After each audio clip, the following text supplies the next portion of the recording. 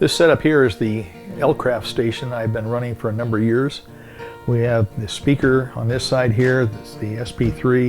It has the ability to link into a second speaker through, and you can switch in and out with a switch.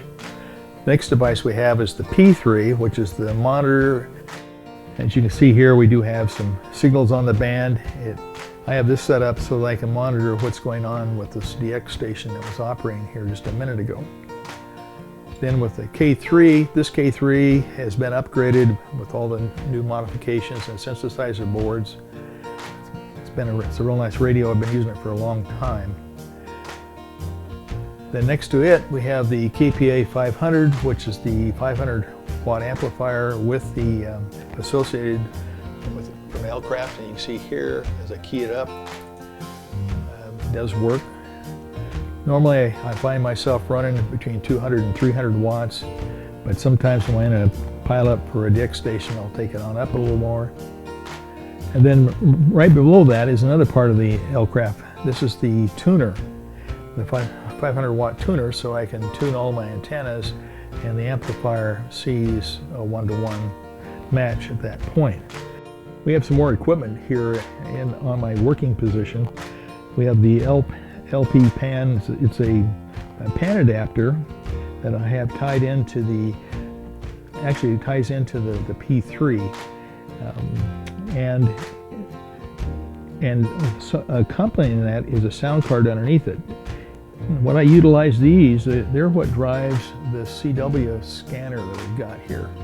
So when I'm looking at a DX station, I'm trying to figure out their pattern and how they're calling stations. This has been a real helpful tool.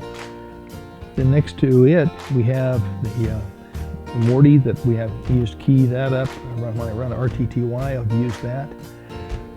It ties back in to the system. Then I have a switch here that I haven't implemented yet, but it's going to be part of an SDR setup that I want to run on 6 meters. So that's down the road here. Then we have the K-Pod, which is tied into the K3, and this ties in so I can hit some of these keys and it'll transmit. The next to it I have is the Rat Pack. I run the remote switch out in the back of our shed out back, and I can switch between 6 antennas with that one.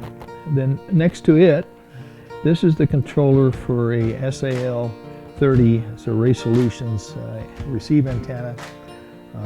I have not run the cables out yet on that, but that's for something for down the road.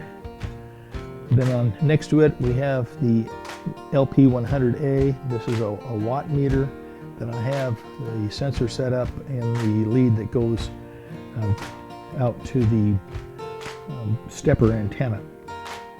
And then we have a couple of keys. One key goes directly to the K3, and the other key goes into another radio over here, the K4. On this shelf, we've got some other radios. This is the L-Craft K4. It's a new transceiver that I have. And next to it, we have one of the speakers. I have 2 speakers coming out of the K4 so I can do some diversity receiving. And there's one right here, and on top of it is a power supply that I utilize right now for driving the K4, and it'll be all reconfigured down the road, or this will probably be out of the circuit because I use it when I run a 222 remote.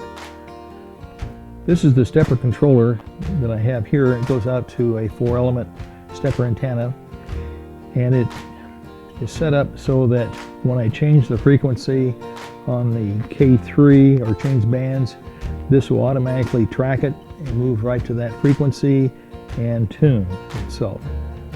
Handy little tool. Then next to it is the Yaesu rotor that I utilize out for the stepper antenna. And this is the control. I don't have it automated. I have to do that a manual to move it from one position to another.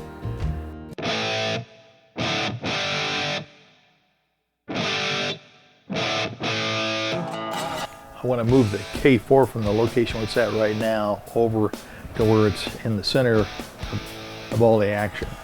and then I'll move the K3 over to one side, and that will be the second rig for the SO2R when I get to that point, but in the interim period it'll be on 6. And the challenge I have is I need to go ahead and run a new feed line out for another 6-meter antenna. The shelves will move up and down and probably be reconfigured. Because right now, if you looked underneath my shelf back here, you would see a whole bunch of cables all plugged together in the Y boxes, S boxes. And what I want to do is to put those on a structure so that I can pull it out and look at things when I have questions without having to get in behind the desk. The desk was designed with an opening where you could crawl down underneath and scoot up from behind. Well, the problem is my knees are getting older and I just can't do that anymore. It's really difficult. And so my solution is to go ahead and so I can pull things out and be able to get into it. The monitors are going to move. Our daughter who does ergonomics, she's the one that got me with the mount. And the problem we have is the monitors actually, even here right now, are about 1.5 inches to 2 inches too high. I need to drop them down. And if I did that at the KPA 500, it'd be right on top of the KPA 500, I'd have to lower it. So it'll have to be moved. The big challenge in working the various rigs, modes at the same time, it's got, one, you gotta get the equipment set up, and then you gotta train yourself, because you'll be having some signals coming in one ear and another signal's coming in the other ear.